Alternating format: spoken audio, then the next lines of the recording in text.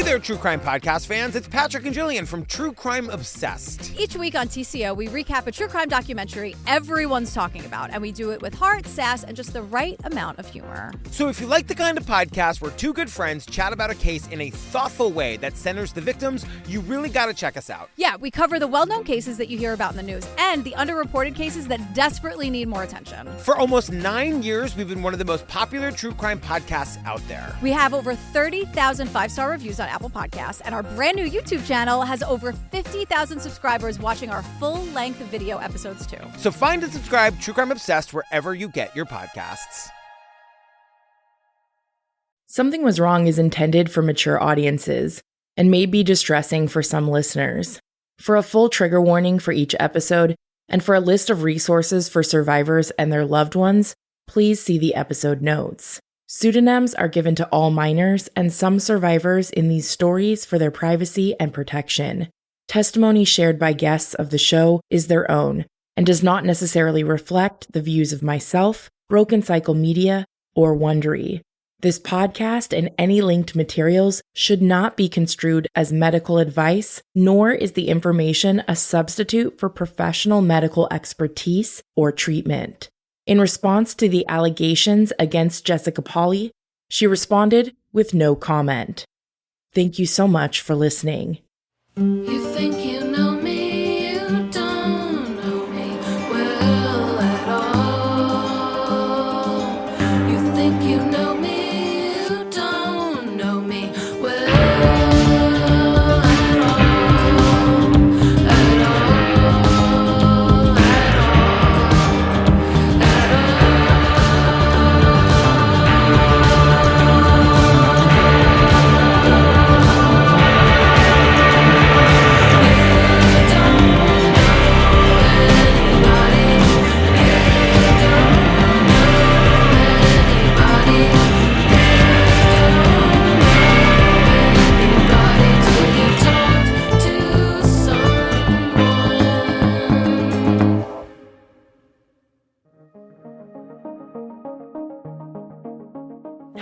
Hello, good morning. It is Tuesday, June 4th, 9:33 a.m. I am actually in Humboldt County with my family right now, but I appreciate you all for joining me in this audio memo group chat. It's so hard to coordinate all of our schedules to get on a Zoom. It's also, we've tried group recordings and it's super difficult with audio quality, doing it remote and things like that. So this is new for me trying it this way, but it could be kind of cool. But I really just wanted to hear from y'all what the process has been like, sharing your story, hearing it back for yourself. And then my second question would be if you have any updates, if you've learned of anything recently that you feel comfortable sharing, if you would like to add that. I am looking at our spreadsheet here that we've shared with the police and the FBI. We have 4 anonymous others from high school that we know of, possibly 5. That's at least 10 or 11 that we know of before college was done. Then we have 8 other victims who we have personally confirmed with one way or the other, who did not want to be on the podcast. A lot of people either just wanted to move forward with their lives, it was too difficult for them to speak to, or they were too afraid of Jess and her family. Then obviously we have Monica, Bree, Lauren, and then the last 2 known victims that we found, who we're calling Savannah, pseudonym. She just found out the truth end of November. We had heard secondhand that there was potentially another victim in Omaha that happened after Savannah. So Bree and Lauren can kind of share what they can share about where things are at with the North Carolina police. Obviously, they don't want to share tons of details publicly while their investigation is ongoing, but they did follow up. After I spoke with Jerry organized a meeting with Bree and Lauren, and they followed up afterwards. The ADA and I believe 2 other officials followed up and said that they foresaw 4 potential charges. Whether or not they are going to move forward with that, we don't know. With the FBI, last I had heard is that they were going to be following up with the evidence, reviewing all of that. And hopefully we'll be following up with the real Brody in Florida. So I definitely think that we're getting close. Of course, in an ideal world, we would have all of this snapped up, buttoned up, and her ass sitting in prison by the end of 10 weeks of the podcast airing. But that's just not real life. And the wheels of justice, unfortunately, turn really slow. But we have provided both the FBI and the police with a 45 plus page criminal timeline with all of our investigation included. We've also provided them with probably hundreds to thousands of pieces of evidence at this point, including text messages, photos, and many of them include direct threats. We also got our FOIA request through, and I was able to review the police report, which I also shared with the FBI. And I definitely found some errors in the report. And so at the meeting Lauren and Bree had with Pender County, they let them know where the errors were. So hopefully we'll see those corrections and some follow up there. But that's sort of the updates on my end. The last 3 months, we have found new information and new victims almost on what feels like a daily basis. I hope to see that continue. We are starting a national petition to hold Jessica Pauley legally responsible.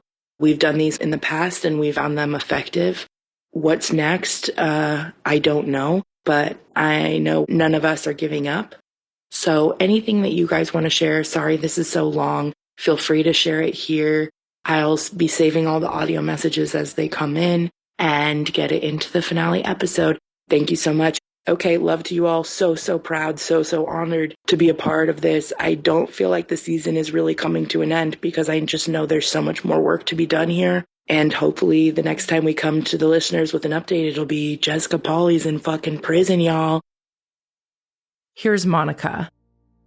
Since the beginning of recording the podcast, there has been a whirlwind of emotions, some good and some bad, of course. Digging up a lot of this has not been easy, but I'm really hoping it's worth it in the end for all of us. The love and support people have shown is so mind-blowing and just absolutely unbelievable and unexpected, from family and friends to complete strangers, especially my fiance, being with me every step of this journey. I know it hasn't been easy for him or anyone's loved ones to hear in such depth what we have gone through and to see such lack in justice being made so far. The friends and support system I have gained from this are ones that will last a lifetime. Shout out especially to Bree, Lauren, Danny, and Tiff. We talk daily, and they are friendships that will be irreplaceable. Since starting the podcast, I've gotten engaged, and these girls are a group of girls that I wanted to tell right away. I mean, I told them before I announced it, called them, and I was just so excited to share that with them. Unfortunately, the podcast has also connected us with more victims, which obviously is partly the purpose of doing it and putting it out there. But I definitely get really emotional every time we find or connect with a new victim. It just really breaks my heart because the stuff we went through, I wouldn't wish upon anyone. And at one point thinking I was the problem while in a relationship with Brody, to finding out it was Jess, to finding out she has done this for years, to so many strong, beautiful, smart women that have amazing careers and amazing lives. Yeah, it's just crazy. It definitely has been very validating, though, as I was in a very dark place, and talking about it and bringing all this stuff that I have buried into light again, I have definitely learned that this isn't a me problem, it's a Jess problem. Hello, it's Shayna again. Wow, this whole thing has just been crazy. It's been emotional. It's been liberating. It's been a really great overall experience. I have gotten nothing but love and support. My husband, my friends, my family. It's been incredible on that kind of end of it. What we want is justice to run its course, and after lots of talks with my family, I have really come to the conclusion and come to the fact that it's important for me to continue to speak.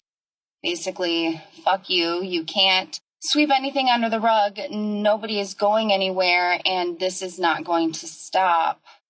Victims need justice. And I think the lifelong trauma that this woman has had so many young people endure is just sickening. Listening to these episodes, lots of people were calling me, wanting to know more. And I just kept being like, I'm as much a viewer and a listener as everybody else. I had absolutely no idea the lengths and the sadistic behavior that was behind all of this. Being 14, you just think that this is just a crazy girl and like whatever, but never in my wildest dreams did I think that she was going to continue doing this and to this extent to these wonderful human beings. Bree, Lauren, Monica, Danny, they have all just been so wonderful throughout this, so kind. Their personal messages to me have been so heartfelt. And obviously, Jess has a pattern and a type.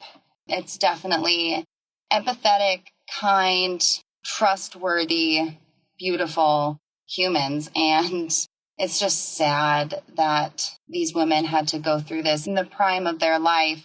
And yeah, I'm just so ready for her to take accountability, which I still to this day don't think that she's taken 1 ounce of accountability. The long-lasting effects that all of us women have had to deal with is intense. It causes a ripple effect.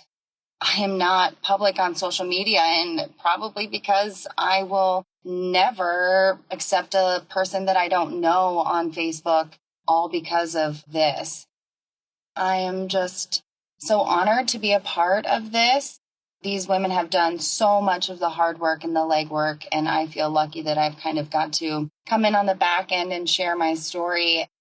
I think that the more awareness of these types of things, cyberstalking can create laws and change in the justice system that obviously needs to happen. It's crazy to me that they just can't arrest her for doing this stuff. It's sick and it's twisted, and justice deserves to be served. I bawled my first time listening to Monica talk, episode 1. I feel like abusers and narcissists all have similar patterns, similar red flags to look out for.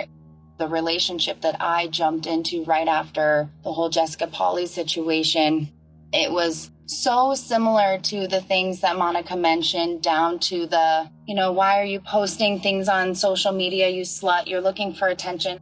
Those exact words have been said to me, and I just so want young women, my daughter, to grow up knowing the signs, knowing what a healthy relationship looks like, knowing her worth, being safe on the internet.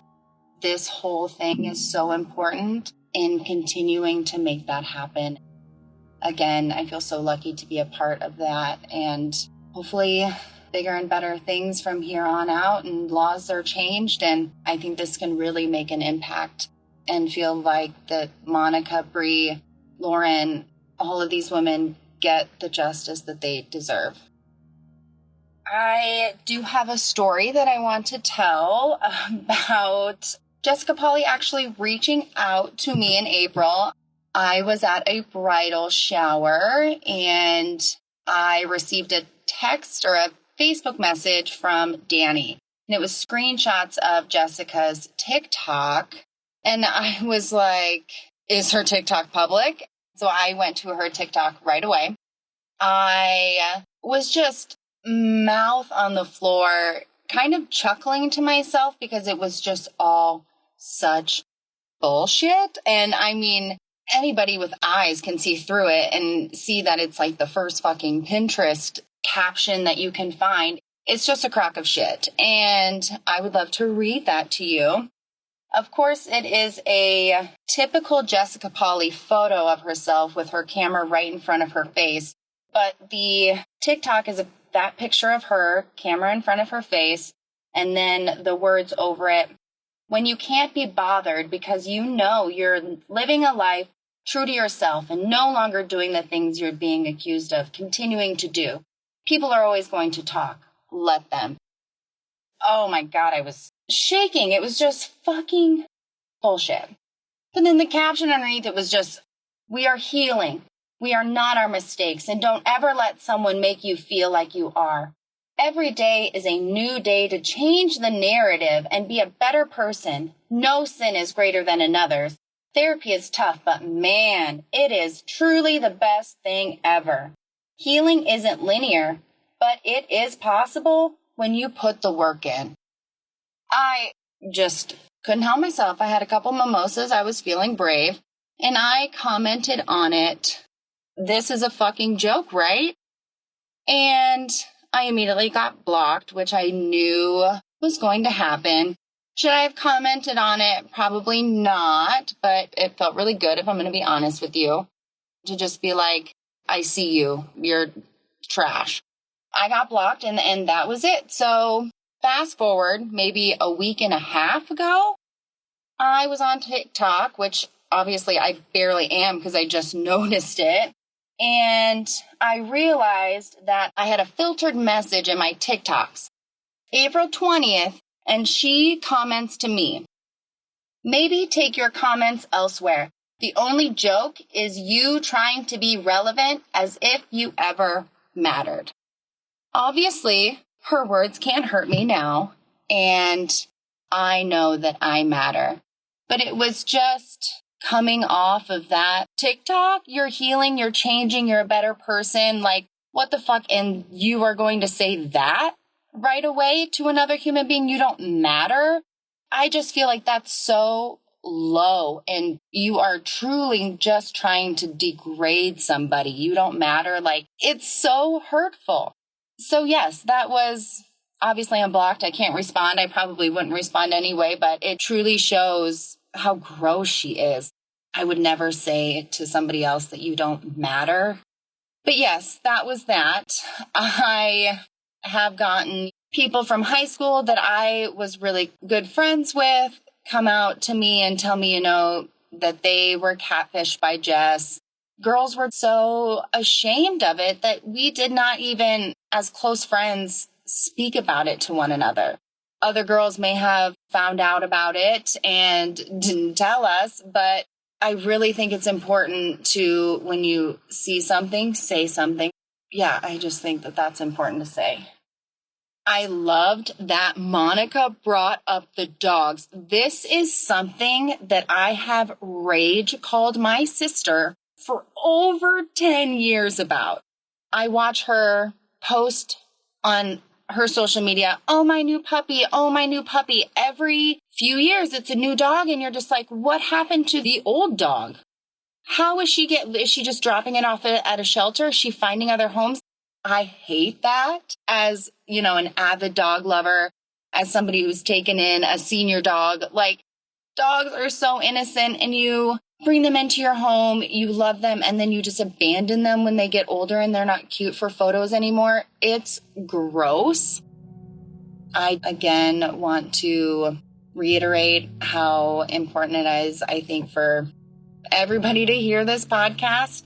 I know a lot of people have. I think it's awesome. I know a lot of straight males who have started listening to this podcast, then listening to other seasons because they're waiting for episodes to come out. I think awareness and this whole thing has got to be eye-opening. It sure was for me, and hopefully it is eye-opening for everybody else who's listening to this, and hopefully justice is coming for Jessica Pauley. I just want to thank you, Tiffany. Thank you so much.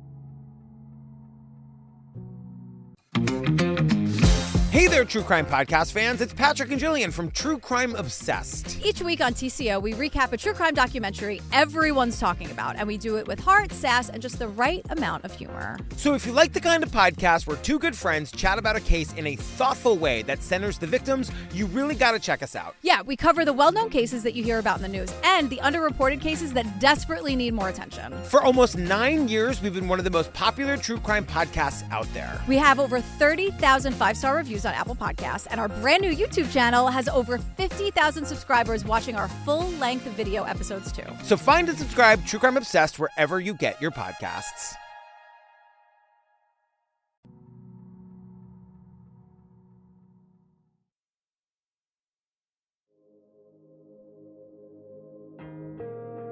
Hey, this is Bree. Now that the podcast is out, I have an entire new outlook on the abusive situation I was in for such a long time.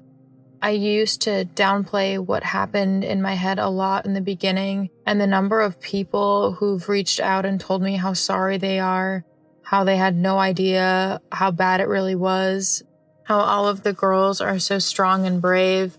It's truly been such an empowering feeling. It's made all the difference in me actually wanting to tell my story, to spread awareness, and to hopefully validate other people in similar situations, and also to hold Jess accountable. The amount of shame that comes with telling some of the most intimate details to the world is not for the faint of heart. I've had complete strangers reach out and tell me how validated they felt after listening, which is a feeling I can't even really describe. Originally, I just wanted to make myself feel validated and empowered, and honestly had no idea most of the listeners would be here supporting me in that journey. Of course, with anything on the internet, there's rough reviews and horrible comments. I try to avoid the comment sections, knowing it'll only do harm and lead me down rabbit holes I don't need to be heading down. For people saying we want attention, I assure you I'd much rather be known for something other than my best friend secretly sexually exploiting and emotionally terrorizing me. I had hopes maybe something so much bigger than myself could have an impact on Jess, maybe making her see the effects of her actions. One could hope, but I've since learned Jess is completely incapable of empathy. Seeing her posts and actions people have sent our way only solidify that. Quoting, being unbothered after being caught ruining so many women's lives is just sad and messed up and really highlights the delusional life she's living. Also, seeing that she's told other victims they never mattered goes to show the person she is and how she isn't on some godly journey and she hasn't healed even a little after all of this. She's taken zero accountability. She's lied about herself, her past. She's told lies about us. She's moved multiple times. She's just running from her actions and dragging her child along with her. Her child is unfortunately affected by these horrible choices she continues to make. She needs to be held accountable, and it's completely heartbreaking her child is unfortunately collateral damage. Her child deserves better than this chaos she's placed him in. I want to reiterate that the podcast is only telling 6 of the victims' stories. I feel like it's misunderstood that we're the only ones affected when we've confirmed more than 20 female victims so far, not including the men she's stalked throughout the years. This story has hurt and affected so many people, far more than just the victims she emotionally and sexually abused for years. Through this, I've learned how behind the legal system truly is. With the advancing technology we have in 2024, I really hope we can see something change with the current laws in place. I know it won't be quick, but I still have hope. Like Monica had touched on, the bond I've made with these incredible women is irreplaceable. I couldn't ask for a better support system. I honestly don't know where I'd be today if I didn't have them every step of this emotional roller coaster. It's been some of the hardest days I've had in my life, and I wouldn't be here without them. Hi, it is Danny. My experience with the podcast has probably been a little bit different considering I am like a non-victim in this situation. I am probably more of like a bystander, outside perspective, since I had just kind of been a friend to Jess and a couple of the other girls prior to discovery. My experience in this has been honestly very great. I think it has been beautiful and powerful watching these women rise up and like take the reins and be so brave and come forward with all this traumatic stuff and talk about it so gracefully and beautifully after something so horrible and disgusting and tragic as what Jess has done. To create something beautiful like this is great. And really just the beauty in it is how brave these women are and how they all came together and how they all support each other. And I love that. I also super love Something Was Wrong and Tiffany for taking this project on. I know it has been a lot of work. I can't imagine how many hours you guys have put into this. Becca and Lily and Ryan and all of you. You guys have been so great. I'm probably forgetting people, and Tiffany's family for letting us take her away one too many times, way too many times. Thank you. Just having a voice and a platform to expose the situation, expose a predator, validate these women's and men's experience in this situation has been so great. I just couldn't imagine doing this situation with anyone else. I was thinking about it, and when I had first made a TikTok, it was like in the middle of November, after like tons of comments that were like, oh, you should go on Something Was Wrong, this story would be perfect. I think it was like 2 weeks later, Lily reached out, which is so crazy to me that the timing was just like so divine and so perfect. I feel like everything fell into place there and felt really natural. And I just can't believe how lucky we are to have everything happen so fast. That was really great. Even recently, someone who commented, oh, you should go on Something Was Wrong back in November, went back to that comment just like a week ago. Was like, girl, look at you. You made it to the podcast. So that was super awesome.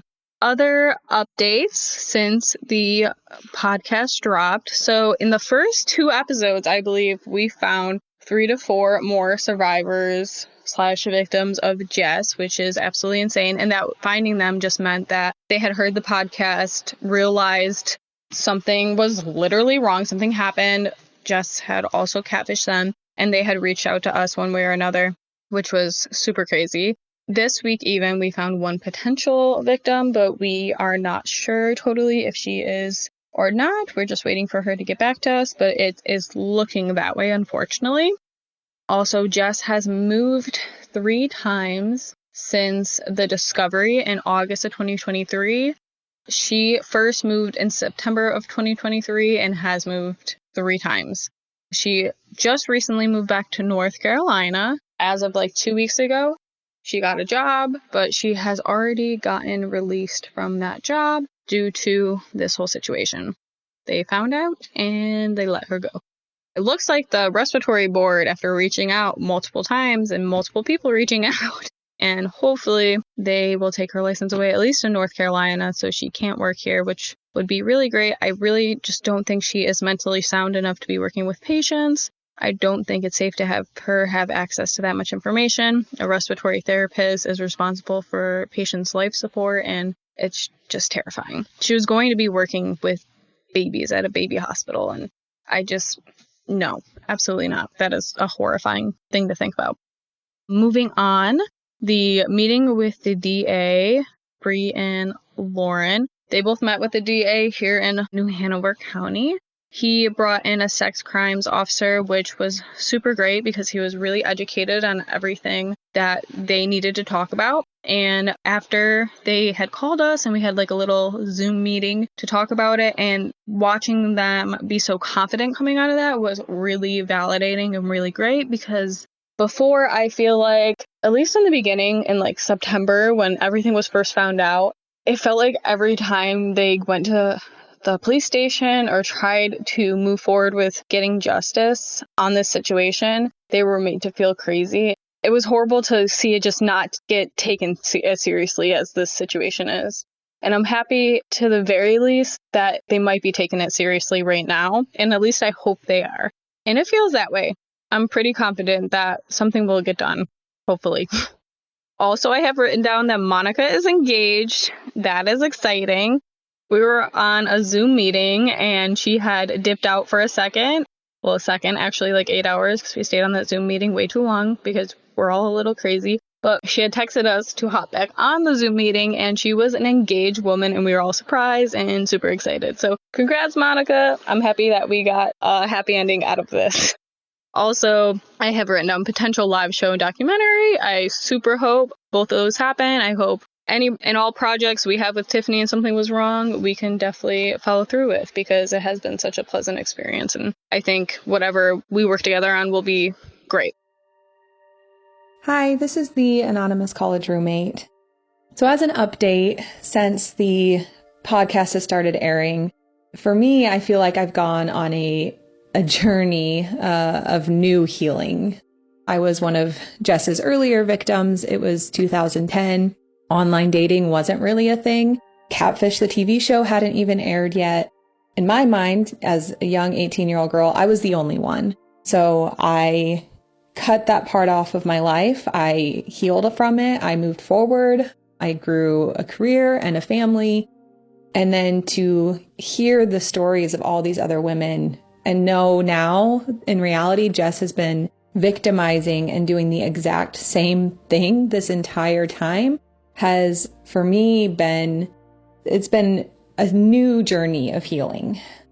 I've even, to my family and friends, referred to it as almost like a fever dream, that I feel like I've lived one reality for a decade and a half, and now learning that that reality was completely wrong has taken me on this new healing journey, which I actually feel like I am finally able to move on from this. The podcast has really allowed me to sort of move on for real, which sounds weird to myself to say out loud that it's been this long and I'm now just now able to move forward from it. But I feel like I've been freed of this weight that I have put on myself when I had convinced myself that I was the only one. So mentally and spiritually, I've been able to move forward and move on and really actually heal from all of this. But with that, I've also now ignited a desire to hold Jess accountable. When it was just me, I felt I was a victim. I didn't need to do anything about it. It was a long time ago. But hearing that she's been doing it this entire time with very little consequence, I'm going to use now the skills and the network that I have built since Jess has been doing this to find some real accountability. So some of the things that I've been doing are researching the laws in my area, in the areas of the other states that the victims are in. I've also started to tap into my network of senators. As a lawyer and with family in the political space, I have a platform and the ability to hopefully drive change. Now, it's slow. This isn't an overnight thing, but without real accountability, we know Jess is going to continue to do this for the rest of her life. She's going to be an 80-year-old terrorizing these women in nursing homes. So now I'm going to help, and I'm going to try and find all of the accountability that we can today with the laws on the books as they are written now, which are not great. As you've heard on the podcast, the women that have reached out to the law, they're not getting the justice that they deserve.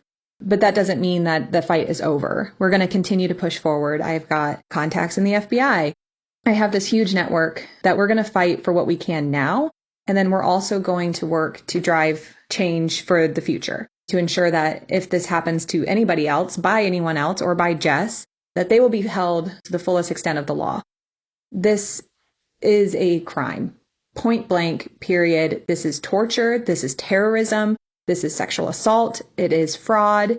It is so many things morally, ethically wrong. And the law needs to catch up. And the only way to do that is to write your local senators, work directly with your local, state, federal governments, and see what we can do about updating the laws to capture this. So that's something that I've been working on in the background. Again, it's a really slow process. This isn't something that happens overnight, but this podcast has now lit that fire to get the ball moving and get that process going so that we can get some justice for myself and for all of these other women.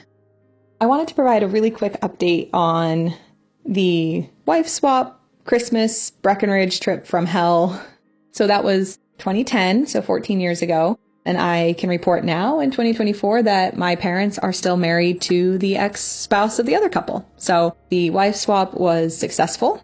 Like I mentioned on the podcast, there's 8 of us kids in total. And given what we went through back then and what we have gone through since then, I would say we've all actually turned out okay. I think absolutely that story could be probably an 8 to 10 part podcast on its own.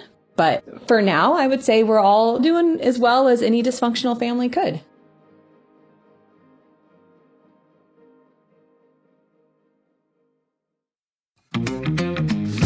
Hey there, True Crime Podcast fans. It's Patrick and Jillian from True Crime Obsessed. Each week on TCO, we recap a true crime documentary everyone's talking about, and we do it with heart, sass, and just the right amount of humor. So if you like the kind of podcast where two good friends chat about a case in a thoughtful way that centers the victims, you really got to check us out. Yeah, we cover the well-known cases that you hear about in the news and the underreported cases that desperately need more attention. For almost 9 years, we've been one of the most popular true crime podcasts out there. We have over 30,000 five-star reviews on Apple Podcasts, and our brand new YouTube channel has over 50,000 subscribers watching our full-length video episodes too. So find and subscribe True Crime Obsessed wherever you get your podcasts.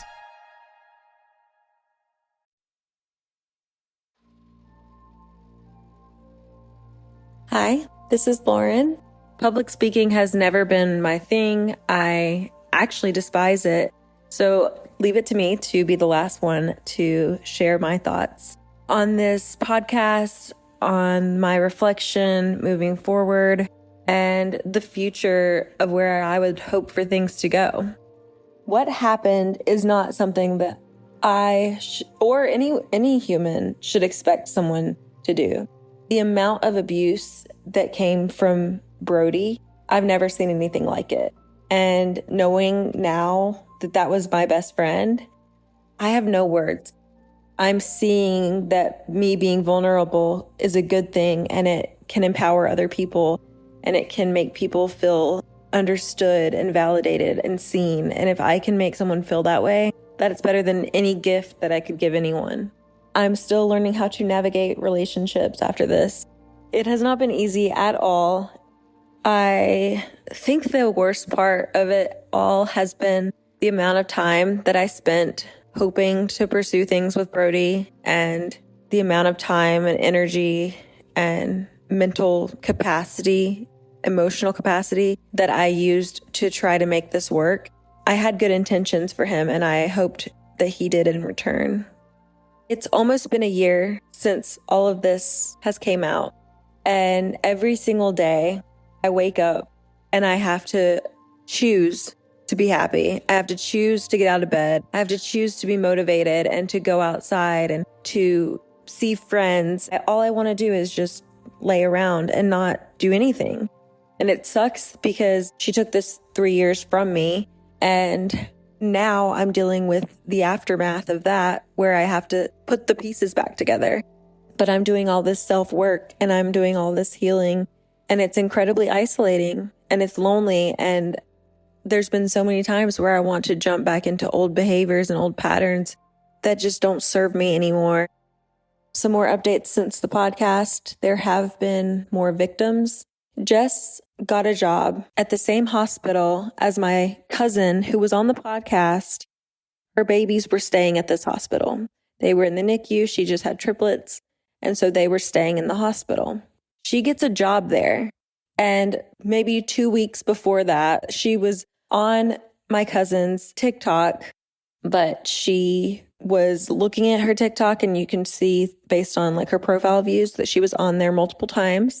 And my cousin had posted about the hospital that the babies were staying at. So Jess saw that as an opportunity and took it. This is someone that I had a restraining order against. And she goes to my family and tries to be close to them. I feel like that's got to be breaking some sort of no contact. We didn't know what her intentions were for going there. Clearly, her intentions have never been good for any of us. So why start now? She would taunt us on TikTok.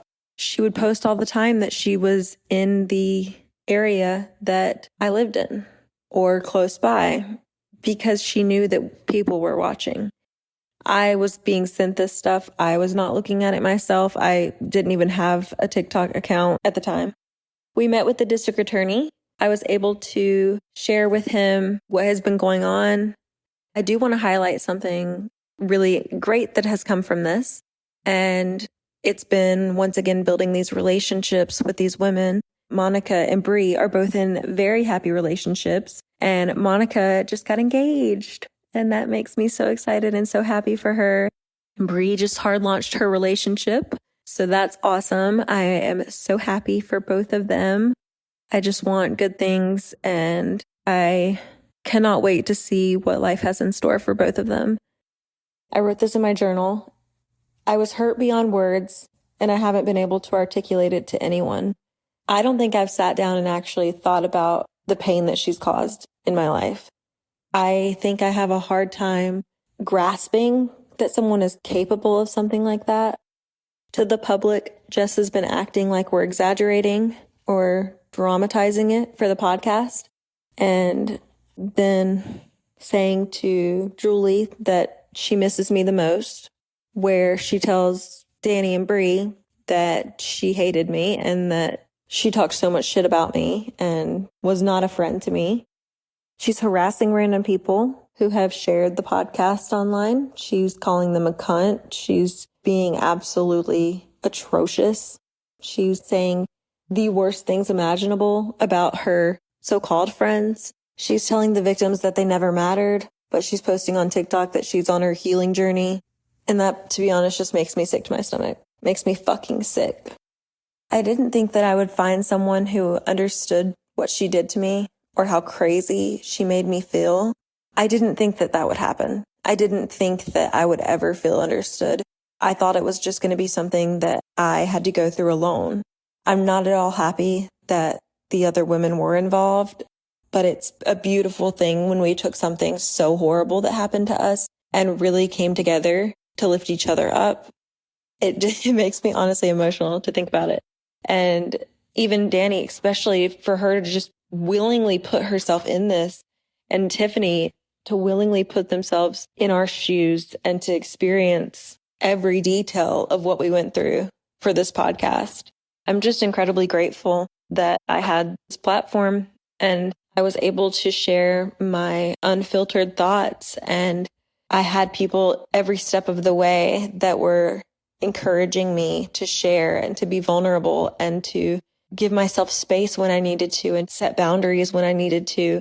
I felt so invalidated for so long and dismissed of every single one of my needs. Just having that bond with these women has really shaped my future and really opened my eyes to what the future holds for me. And I really want to take this horrible, tragic thing that's happened to me and other women, including women that haven't been on the podcast, and I want to make it something that they can use to heal from.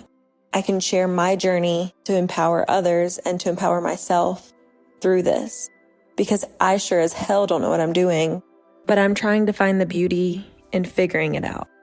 I think it's important to note that this abuse was very gradual. I read a book recently that compared this treatment to a frog in a frying pan. She increased the abuse so gradually that we weren't realizing that we were being psychologically burned alive. There are places and roads I still avoid because I don't have the emotional bandwidth to deal with the memories.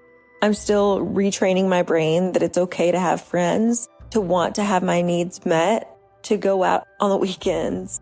She made me feel such shame for being alive, and that's not something that's easy to reverse. My identity, intuition, and sense of well-being were slowly stripped from me. The more isolated I became, the easier it was to maintain that control. The most important thing that I want to highlight is that I was a victim, but I don't have to stay a victim. I speak for all the girls and Tiffany that we won't stop fighting until justice is served. And I mean that. A special thank you to Tiffany for all your hard work. It has not gone unnoticed. We are so eternally grateful for all the work that you've put into this, all the hours you've spent speaking with district attorneys and detectives and the FBI, and the amount of evidence that you've compiled for us for future court proceedings and the criminal timeline that you've put together.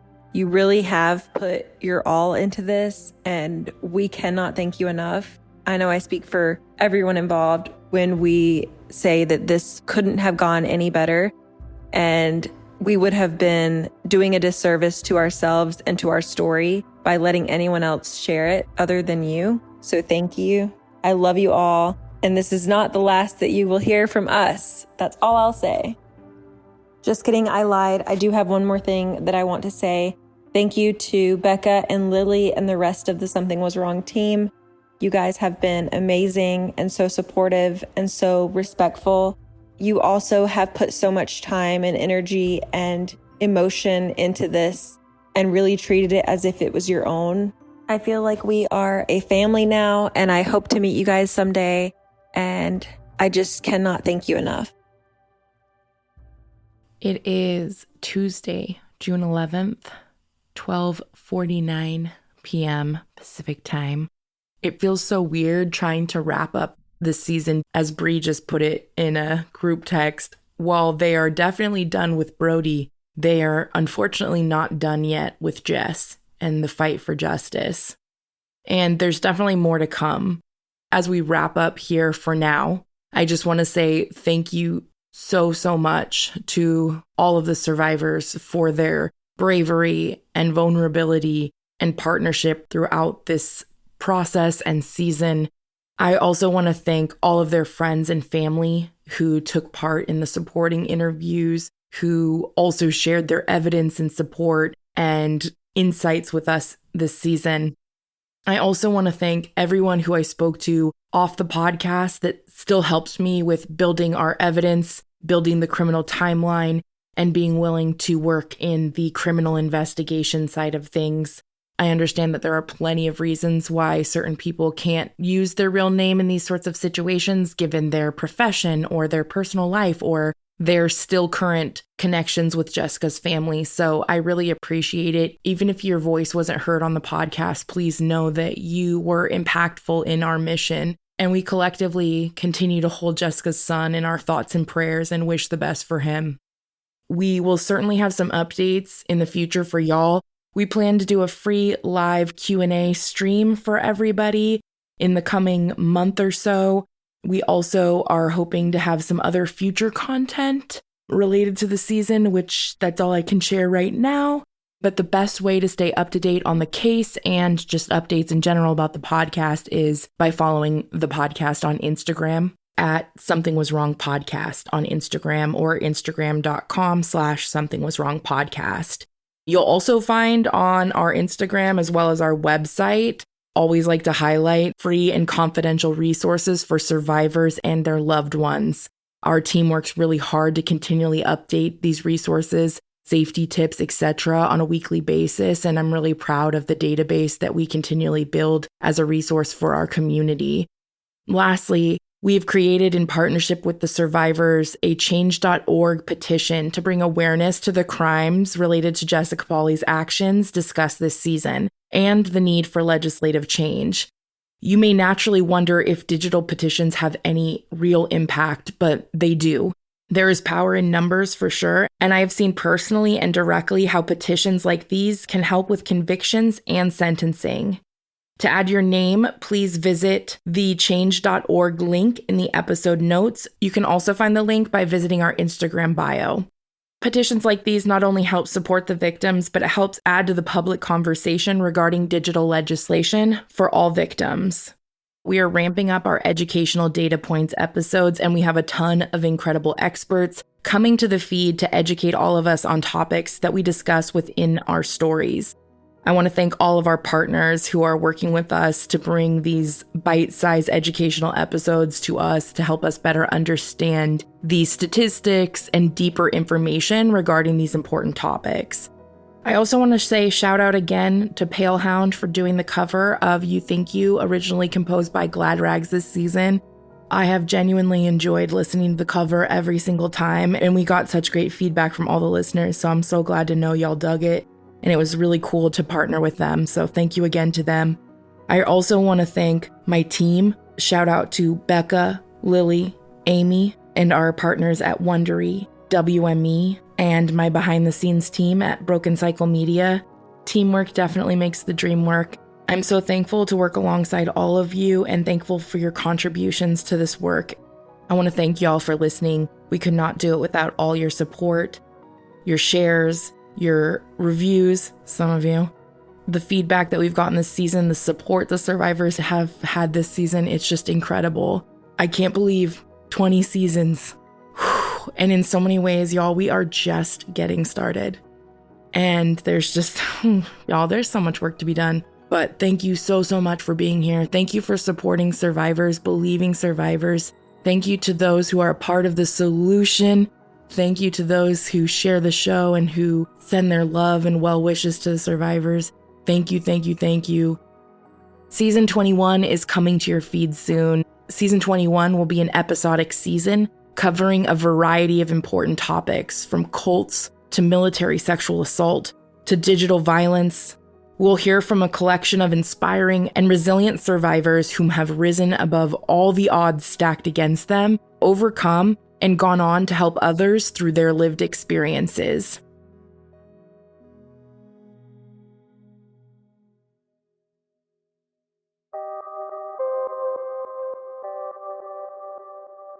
My counselor again was like, Michelle, we don't believe her. We know that you've been telling the truth. We have plenty of proof. They have her pull right up to the window, and they have me climb out the window, get into my grandma's car, and leave. When she asked me what the cult was that I was a part of, I told her Bethel, and her face fell. She was like, wait, I have friends at Bethel.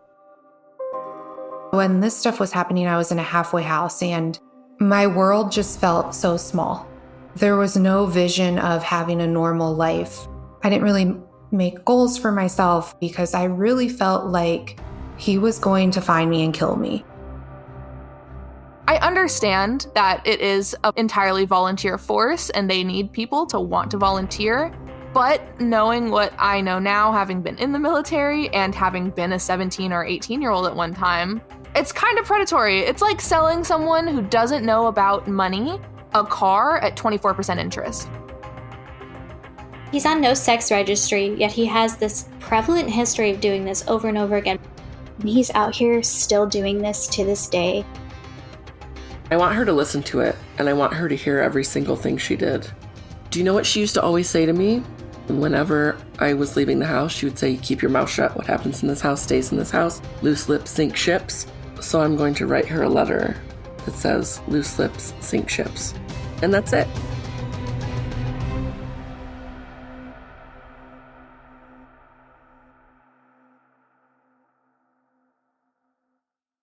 Thank you so much for listening. Until next time, stay safe, friends. Something Was Wrong is a Broken Cycle media production, created and hosted by me, Tiffany Reese. This season, our theme song, You Think You, by Glad Rags, is covered by Palehound. For music and tour dates, go to palehound.com. If you'd like to support the show further, you can share episodes with your loved ones, leave a positive review, or follow Something Was Wrong on Instagram at Something Was Wrong Podcast. As always, thank you so much for listening. Telephone, now